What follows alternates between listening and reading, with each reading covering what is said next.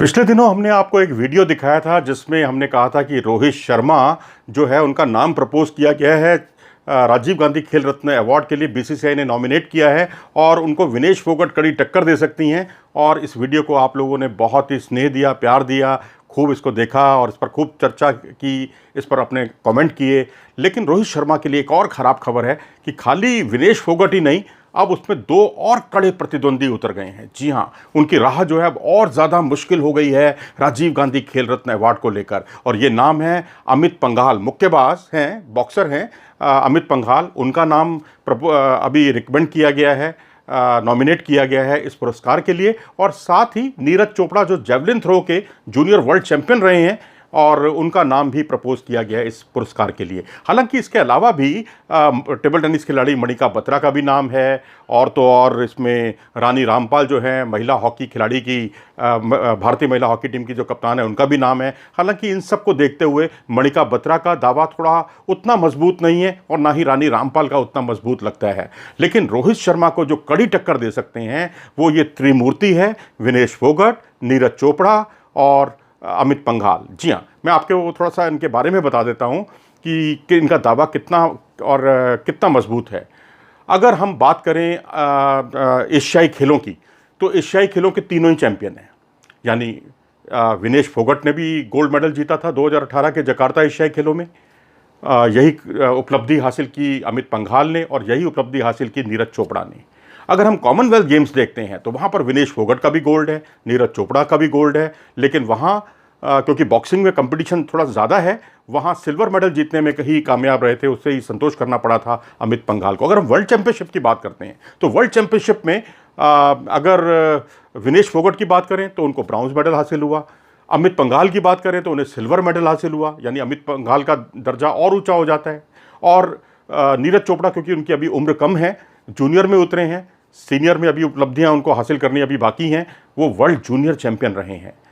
और अगर हम ये देखें कि किसका नाम प्रपोज किया गया है तो उसमें रोहित शर्मा का नाम प्रपोज किया गया। हालांकि रोहित शर्मा का दावा कोई कमज़ोर नहीं है, अपने आप में बहुत मजबूत दावा है। लेकिन हम आपको थोड़ा सा अतीत में लेकर जाना चाहेंगे। हम आपको बताना चाहते हैं कि अगर बीसीसीआई ने किसी खिलाड़ी का नाम प्रपोज कर दिया तो इसका मतलब, या नाम रिकमेंड कर दिया या नॉमिनेट कर दिया राजीव गांधी खेल रत्न अवार्ड के लिए, तो ज़रूरी नहीं है कि उसको वो पुरस्कार मिल ही जाएगा। जी हाँ, बिल्कुल ये हकीकत है। राहुल द्रविड़ का उदाहरण आपके सामने है। राहुल द्रविड़ का नाम, जिन्हें भारत की दीवार कहा जाता था, उस खिलाड़ी को 2 बार बीसीसीआई ने नॉमिनेट किया। पहले मौके पर पंकज अडवाणी उनके रास्ते में बाधा बने, जो बिलियर्ड्स और स्नूकर के वर्ल्ड अमेचर वर्ल्ड चैंपियन रहे हैं। उनको वो पुरस्कार मिला और राहुल द्रविड़ बिल्कुल किनारे पर आ गए।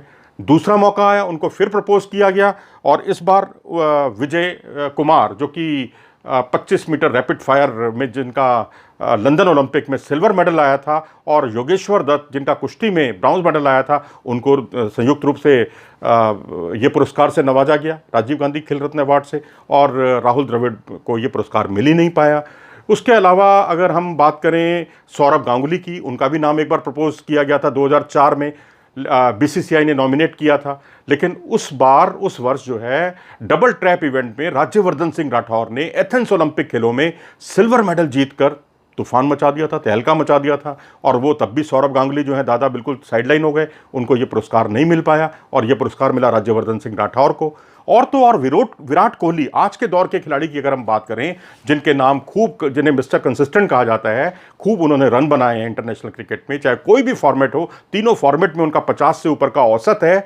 ऐसे खिलाड़ी को जब 2016 में उनका नाम बीसीसीआई ने भेजा तो उस वक्त वो ओलंपिक वर्ष था जिसमें साक्षी मलिक ने मेडल जीता था, सिल्वर मेडल पीवी सिंधु ने जीता था, जीतू राय का प्रदर्शन बहुत अच्छा था, दीपा कर्माकर का प्रदर्शन बहुत अच्छा था जो चौथे स्थान पर रही थी उसमें जिम्नास्टिक के खेल में। इन चारों को संयुक्त रूप से ये पुरस्कार दे दिया गया और विराट कोहली को रुखसत होना पड़ा, लाचारी के साथ उनको वापस लौटना पड़ा। इससे अगले वर्ष फिर उनका नाम प्रपोज किया गया, लेकिन इस बार भी विराट कोहली को यह पुरस्कार नहीं मिल पाया क्योंकि उस वक्त देवेंद्र झाझरिया और सरदार सिंह को संयुक्त रूप से ये पुरस्कार मिला। देवेंद्र झाझड़िया, मैं आपको बता दूं, पैरा एथलीट हैं और जिनके नाम दो पैरा ओलंपिक के गोल्ड मेडल हैं, उनको मिला। और सरदार सिंह, भारतीय हॉकी टीम के पूर्व कप्तान, उनको ये पुरस्कार से नवाजा गया। और फिर तीसरे वर्ष बीसीसीआई ने फिर विराट कोहली का नाम भेजा। इस बार उन्हें अकेले नहीं, लेकिन हाँ, मीराबाई चानू जो वर्ल्ड चैंपियन बनी थी, उनके साथ संयुक्त रूप से इस पुरस्कार को दिया गया। तो आप इससे अंदाज़ा लगा सकते हैं कि कितना टफ कंपटीशन रहता है। और यहाँ क्रिकेट का खाली महत्व नहीं है, सारे खेलों को बहुत ही बराबरी का दर्जा दिया जाता है। अनिल कुंबले, जिन्होंने भारत की ओर से सबसे ज़्यादा अंतर्राष्ट्रीय क्रिकेट में विकेट चटकाए हैं, जिसने एक ही टेस्ट मैच में, एक टेस्ट की पारी में सभी 10 के 10 विकेट अपने नाम किए थे पाकिस्तान के खिलाफ 1999 में, इस खिलाड़ी को कभी राजीव गांधी खेल रत्न पुरस्कार नहीं मिल पाया।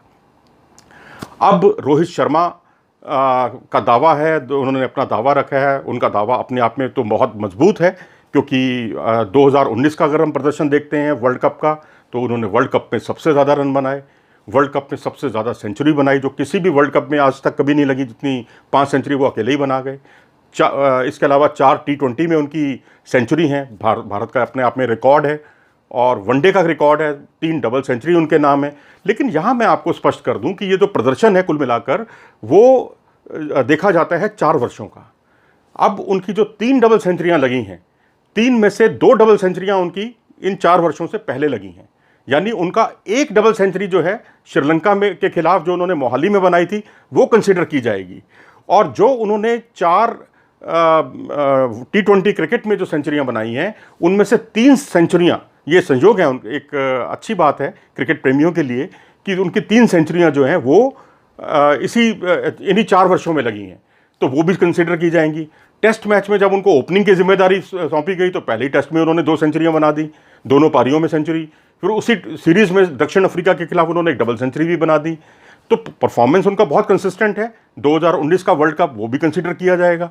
तो ऐसी स्थिति में आप देखेंगे, यदि 2019 देख लीजिए, 2018 देख लीजिए, 2017 देख लीजिए, इन सब तीनों वर्षों में एक से ज़्यादा खिलाड़ियों को इस पुरस्कार से नवाजा जा चुका है। तो अब जाहिर सी बात है कि अब इस बार भी, क्योंकि ओलंपिक वर्ष नहीं है, ओलंपिक वर्ष होता है तो 3 को भी मिलता रहा है ये पुरस्कार, 4 लोगों को भी मिलता रहा है संयुक्त रूप से। लेकिन ये ओलंपिक वर्ष नहीं है, तो अधिकतम 2 खिलाड़ियों को ही ये पुरस्कार मिलने की गुंजाइश लगती है, उम्मीद लगती है। तो ऐसी स्थिति में अमित पंघाल और रोहित शर्मा होंगे, या अमित पंघाल और विनेश होंगे, या अमित पंघाल और नीरज चोपड़ा होंगे, कहना बहुत बहुत मुश्किल है, रहा बहुत मुश्किल है। हालांकि नामुमकिन जैसी बात कुछ नहीं है। रोहित शर्मा अपने आप में बहुत ही जीवंत क्रिकेटर रहे हैं। उनको अगर ये पुरस्कार से नवाजा जाता है तो क्रिकेट का सम्मान होगा, क्रिकेट की भलाई होगी, और क्रिकेटर आएंगे उनको देखकर आगे बढ़ेंगे। लेकिन सवाल उठता है कि ये तीनों जो मैंने नाम लिए, नीरज चोपड़ा हों, चाहे विनेश फोगट हों, चाहे अमित पंघाल हों, तीनों ही ओलंपिक के पदक के प्रबल दावेदार हैं। बहुत ही मजबूत दावा है इनका अगले ओलंपिक के लिए, टोक्यो ओलंपिक के लिए। यदि इनको ये पुरस्कार दिया जाता है तो निश्चित तौर पर ये उनके भविष्य में बहुत काम आएगा, ये उनका मनोबल बढ़ेगा। लेकिन अब सवाल यही उठता है कि उनके लिए अगर ओलंपिक बहुत बढ़ चढ़कर है, तो रोहित शर्मा के लिए T20 वर्ल्ड कप और वनडे वर्ल्ड कप ये भी उतना ही मायने रखता है। तो अब ये बहुत कुछ फैसला जो है, जो इसकी चयन समिति होगी, उसे बहुत बड़ी मगजमारी करनी पड़ेगी कि किसको ये पुरस्कार दें और किसको इस पुरस्कार से वंचित रखें। लेकिन इतना तय है कि जिसको ये पुरस्कार नहीं मिलेगा, तो बहुत संभव है कि उसको उससे अगले वर्ष या उससे अगले वर्ष, इन 2-3 वर्षों में ज़रूर ये पुरस्कार मिलेगा, क्योंकि ये चारों खिलाड़ी बिल्कुल डिजर्व करते हैं इस पुरस्कार के लिए। आपकी क्या राय है? अपनी राय से हमें अवगत ज़रूर कराएं। निष्पक्ष तरीके से कराएंगे तो और अच्छा लगेगा, क्योंकि मैं जानता हूं रोहित शर्मा के यहाँ बहुत ज़्यादा फ़ैन हैं। लेकिन अगर आप विनेश फोगट की उपलब्धियां देखेंगे, नीरज चोपड़ा की उपलब्धियां देखेंगे, अमित पंघाल की उपलब्धियां देखेंगे, तो निश्चित तौर पर आप इसका ज़्यादा अच्छे तरीके से विश्लेषण कर पाएंगे। अगर आपको ये वीडियो पसंद आया हो तो इसे लाइक करें और हमारे चैनल को सब्सक्राइब करना ना भूलें।